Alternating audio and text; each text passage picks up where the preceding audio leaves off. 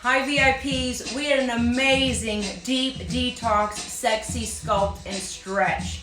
We elongated our muscles, we did our foam rolling, we did sculpting, we did abs, back, glutes, and I'm feeling fabulous, supercharged and ready for the day. Now remember, the phrase of the day is don't fake it until you make it, faith it until you make it, and keep on faithing it. Use your faith. As you strengthen your faith and you see results, you'll really get in alignment for your true life's purpose and passion. And that's what it's all about. So thank you for being a VIP. And we start our fall challenge today. So share your healthy recipes, your favorite beauty hacks, your lifestyle hacks to help you be a more productive, effective, and efficient, and healthier and happier VIP, because we learn from each other.